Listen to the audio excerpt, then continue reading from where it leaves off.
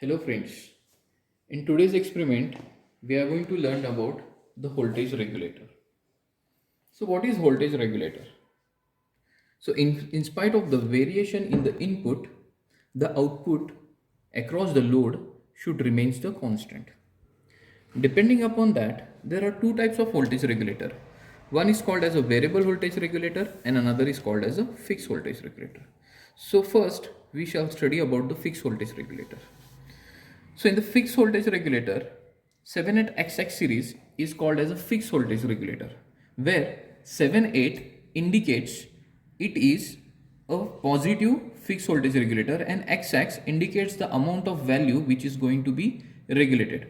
For example, if I am going to use 7805, so 78 indicates it is a positive voltage regulator and 05 it indicates the amount of voltage, that is the 5 volt regulator it is. So similar way there are many range are there from 7805, 7808, 7809, 7812, that is a 12 volt regulator, 7815 and so on. So whatever the amount of voltage you want to regulate it, you can use that IC. Now here in the circuit diagram you can see that the input we have got, that is a V in, it is a variable input power supply, and at the output there is a load connected which across we are going to calculate the voltage. There is only the one condition for voltage regulator, that input should be greater than the defined voltage. Means for example, if we are going to use 7805, means we need the output as a 5 volt, so the V in should be greater than 5, so it should be at least 7, because there is always the voltage drop across the voltage regulator. So nearly 1.5 to 2 volt drop is there across the voltage regulator. So if we give the voltage less than the output, suppose if you are expecting 5 volt and if you give the input as a 5 volt, so there will be the voltage drop across the IC regulator, there will be 1 to 2 volt drop and you won't get the output as a 5 volt. So the input should be always greater than output. Now let us see the circuitry. So here we have got a variable power supply where we are going to vary the voltage. There are two digital multimeter, one to observe the input voltage and another to see the output voltage. So we have got, now for this experiment we have taken 7805 IC. Now you can see this IC 7805 IC over here. So on that you can see the reading, or you can see that it is written that 7805 means 78 indicates it is a positive voltage regulator and 05 indicates it is a 5 volt regulator over there. Now this is a 3 pin IC. So here the first pin is the input, second pin is the ground and third is the output. In the similar way we have connected in the breadboard. Here the center pin is grounded, first pin is the input and the third pin, that is the output, that is across the load. Now across the load we have put the output voltage where we are going to measure the output voltage, that we have connected the output voltmeter, and there is the input voltmeter to measure the input voltage. Now let us vary the input and let us see what we are going to get the output. Now I will turn on. Now I can see here the input is 0, the output is also 0. So as I told you, the input should always 2 volt greater than the output. Now as we are using a 7805, the input should be at least minimum 7. So I will be increasing the input. Now see, if I am going to give a 5 volt as the input, so you can see that the output we are not getting a 5 volt. This is because there is a voltage drop across the regulator. So the input should be minimum 1.5 to 2 volt greater than the output. So I will keep it as a 7 over here now. And let us see the output. So now I have kept the input as a 7 volt and you can see the output we are getting, it is 4.95. Now we have to note down this in the observation table. So here the input is 7 volt and the output you are getting 4.95 volt. Let us take the second reading. Now I am going to increase this voltage. So instead of 7, now I am going to make it 8, 9, 10, 12 or 7. So on. I am going to increase the voltage and we have to check the output. Now instead of 7, now I will be making it 8,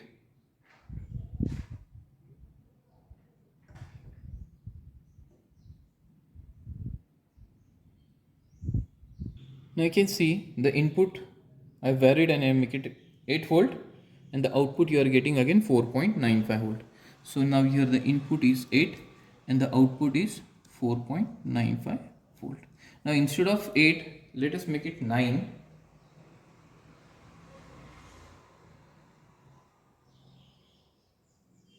Now the input is 9 volt and you can see the output is still 4.95 volt. So the input is 9, the output is 4.95 volt. Now let us make an input as a 10.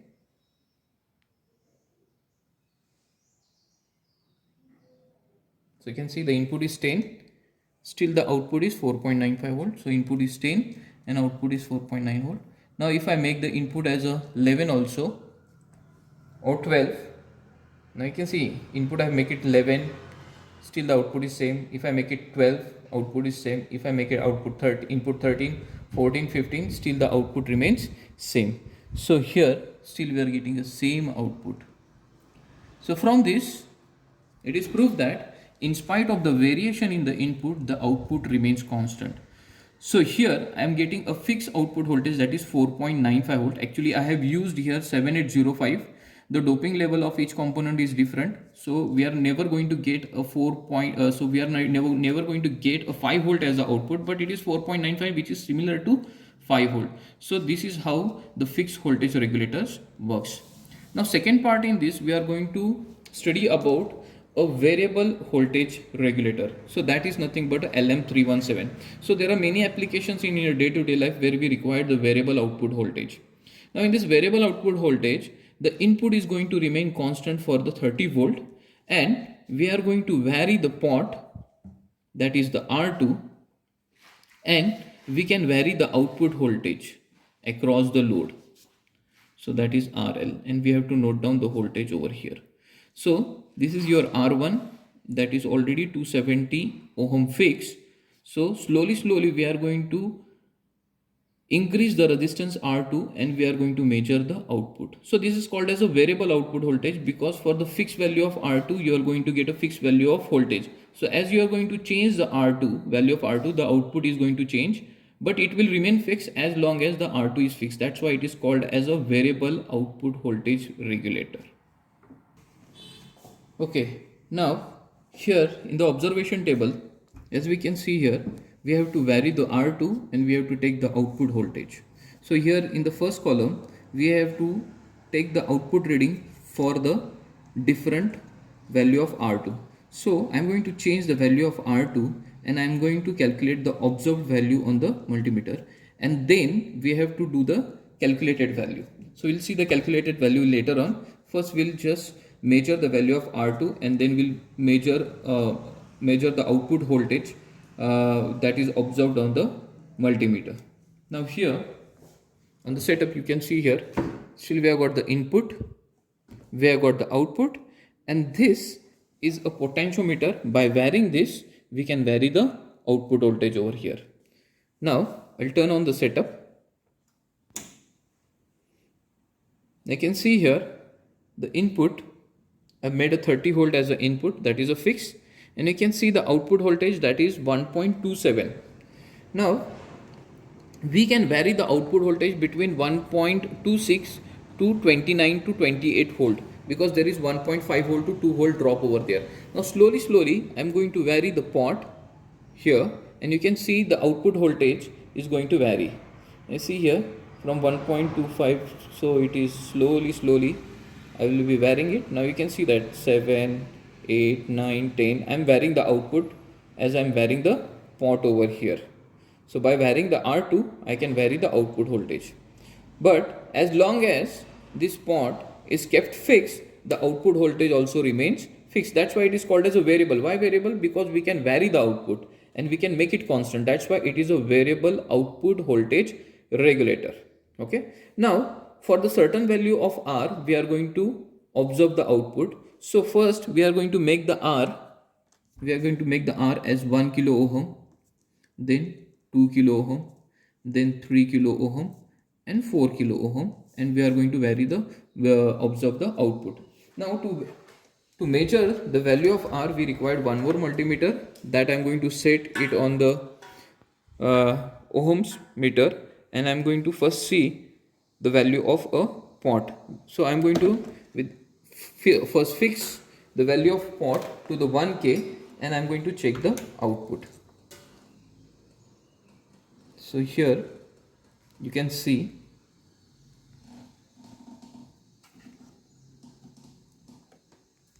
so it is indicating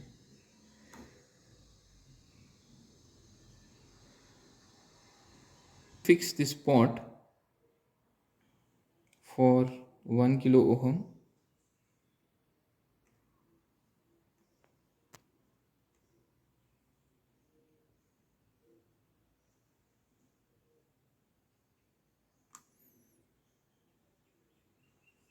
So I have kept the fixed for a 1 kilo ohm. Okay, now let us see the output for 1 kilo. I'm going to turn on this. I'm going to turn on this, and you can see the output over here. So you can see here for the value of R is 1 kilo ohm, and the observed output what we are getting, it is 5.62 volt. Now I'm going to vary the pot. Now I have to make the power supply off, and again I have to set a pot to 2 kilo ohm or greater than 1. So instead of this, now I will make it 2 kilo ohm, and then I will turn on the power supply and will check the output. So you can see the output which I am getting here, it is 10.12 volt. Now again I have to make it off, and I have to check, I have to adjust the pot to 3 kilo ohm.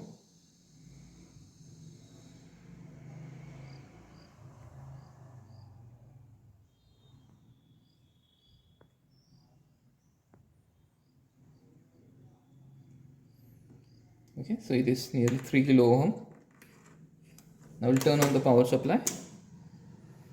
You can see the output which you are getting, it is 14.45. okay, now again I have to make the pot as 4 kilo ohm.